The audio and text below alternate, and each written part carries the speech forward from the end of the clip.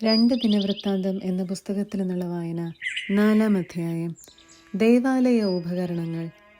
Solomon രാജാവ് ഓടുകൊണ്ട് ബലിപീഠം പണിതു. അതിൻ്റെ നീളം 20 മുഴം, വീതി 20 മുഴം, ഉയരം 10 മുഴം.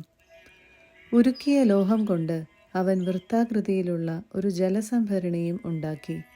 അതിൻ്റെ വ്യാസം 10 മുഴം, ആഴം 5 മുഴം, ചുറ്റളവ് 30 മുഴം. അതിൻ്റെ വക്കിന് താഴെ ചുറ്റും 30 മുഴം നീളത്തിൽ കായ്കൾ കൊത്തിയിട്ടുണ്ടായിരുന്നു. കായ്കൾ 2 നിരയായി ജലസംഭരണിയോടൊപ്പമാണ് വാർത്തെടുത്തത്. 12 കാളകളുടെ പുറത്ത് ജലസംഭരണി ഉറപ്പിച്ചു. കാളകൾ 3 വീതം തെക്കോട്ടും വടക്കോട്ടും കിഴക്കോട്ടും പടിഞ്ഞാറോട്ടും മുഖം തിരിച്ചാണ് നിൽക്കുന്നത്. അവയുടെ പിൻഭാഗം ജലസംഭരണിയിലേക്ക് തിരിഞ്ഞിരുന്നു. അതിന് ഒരു കൈപ്പത്തി ഘനം.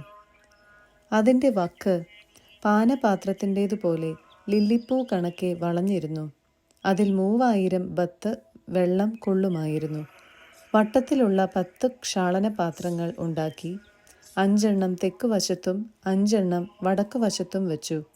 ദഹനബലിക്കുള്ള വസ്തുക്കൾ കഴുകുവാൻ ഇവ ഉപയോഗിച്ചിരുന്നു.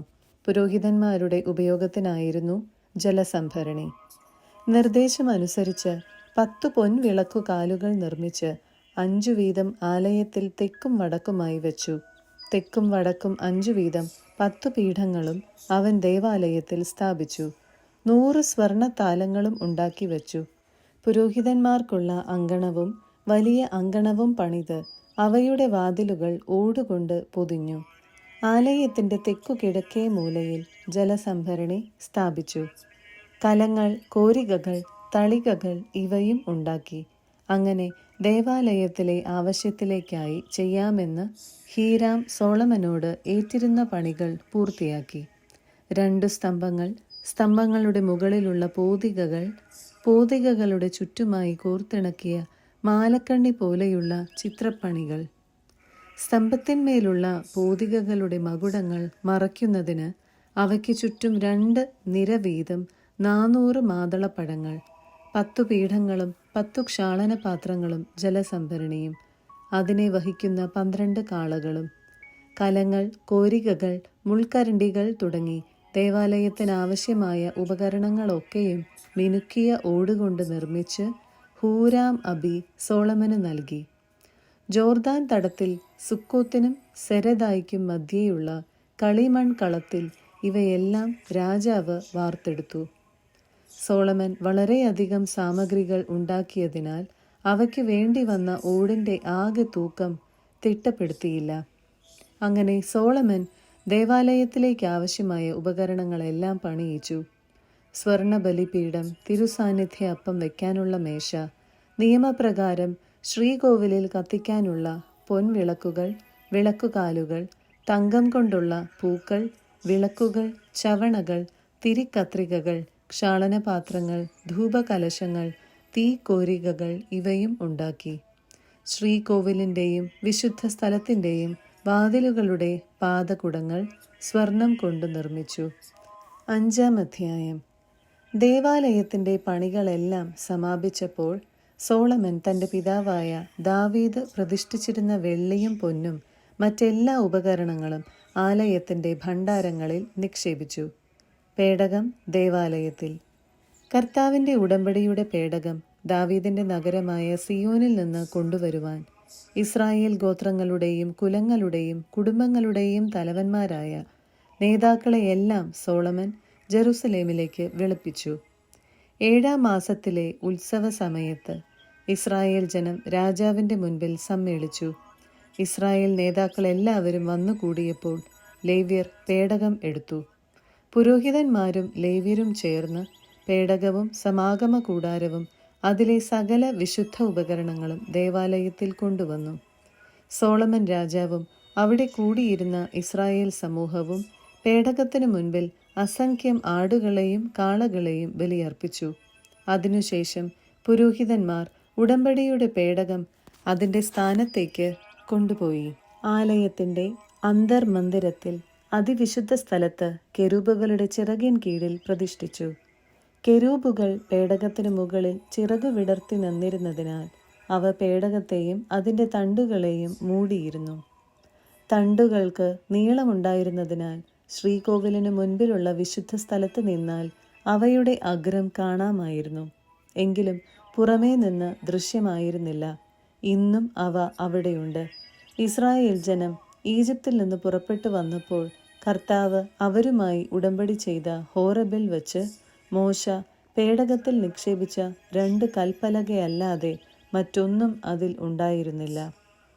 അവിടെ കൂടിയിരുന്ന എല്ലാ പുരോഹിതന്മാരും ഗണഭേദമെന്നേ തങ്ങളെ തന്നെ വിശുദ്ധീകരിച്ചിട്ടുണ്ടായിരുന്നു.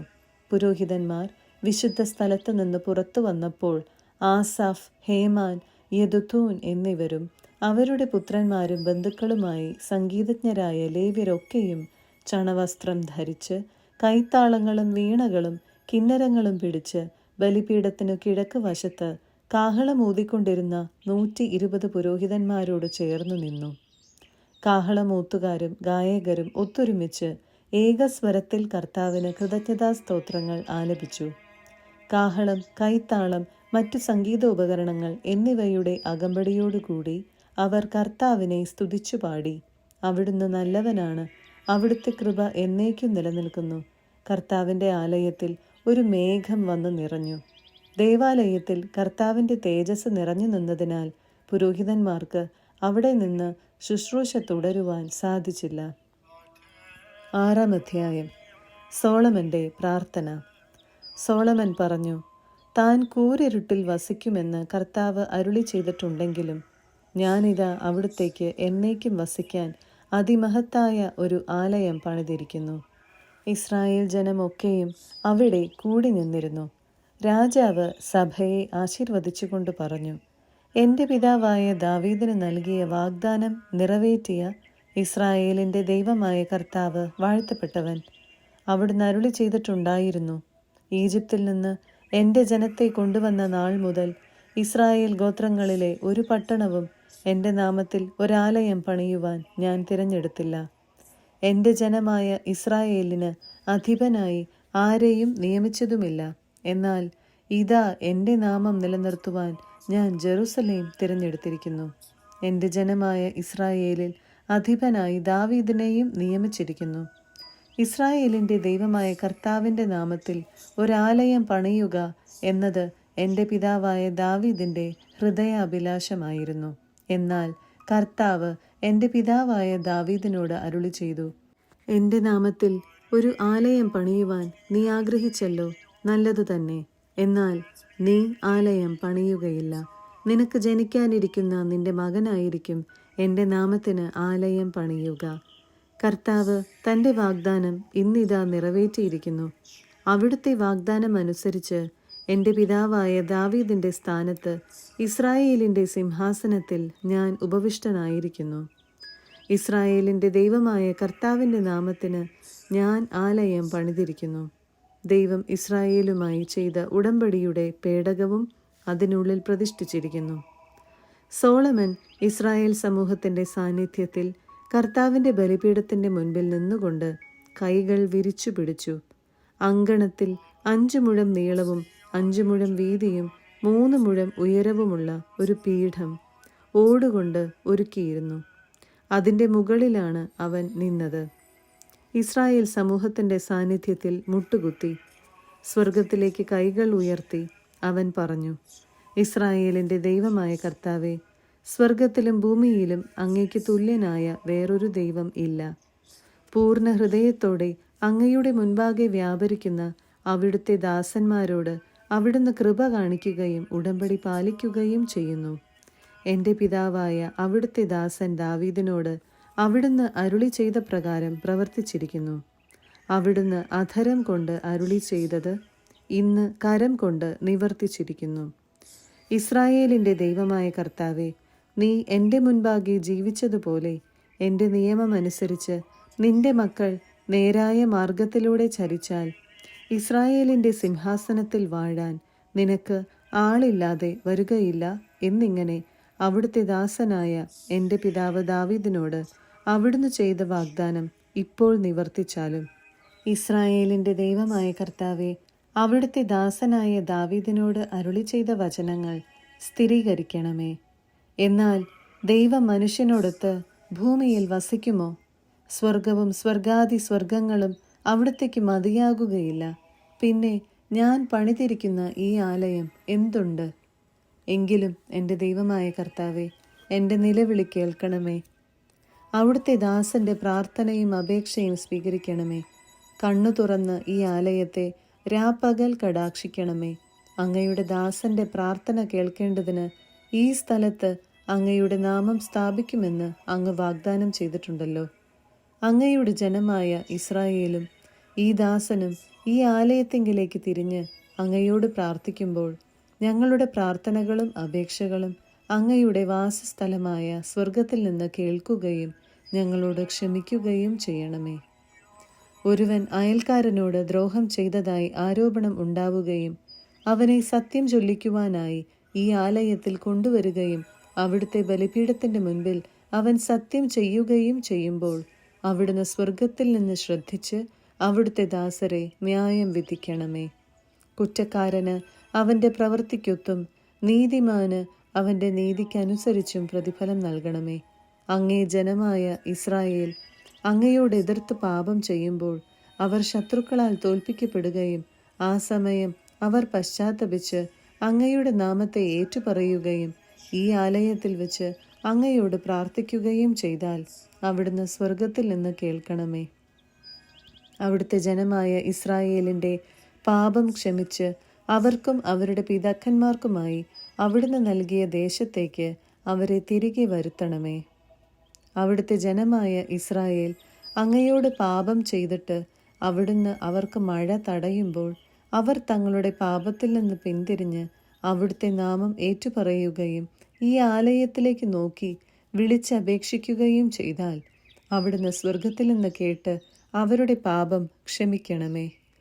അവർ നടക്കേണ്ട നീതിമാർഗം അവർക്ക് പഠിപ്പിച്ചു കൊടുക്കണമേ.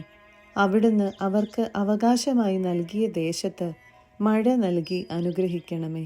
ദേശത്ത് ക്ഷാമമോ സാംക്രമിക രോഗമോ മഹാമാരി, വിഷമഞ്ഞ്, വെട്ടുകിളി, കീടബാധ മുതലായവയാലുള്ള കൃഷിനാശമോ മറ്റു പീഡകളോ ഉണ്ടാകുമ്പോഴും ശത്രുക്കൾ ആക്രമിച്ചു കീഴ്പ്പെടുത്തുമ്പോഴും അവിടുത്തെ ജനമായ ഇസ്രായേൽ ഒന്നടങ്കമോ വ്യക്തികളായോ തങ്ങളുടെ സങ്കടത്തിൽ അങ്ങയോട് നിലവിളിക്കുമ്പോൾ ഈ ആലയത്തിങ്കലേക്ക് കൈകൾ നീട്ടി പ്രാർത്ഥിക്കുമ്പോൾ അവിടുത്തെ വാസസ്ഥലമായ സ്വർഗത്തിൽ നിന്ന് കേൾക്കണമേ.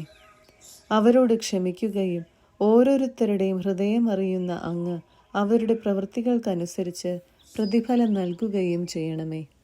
മനുഷ്യരുടെ ഹൃദയങ്ങളെ ശരിയായി അറിയുന്നത് അവിടുന്ന് മാത്രമാണല്ലോ.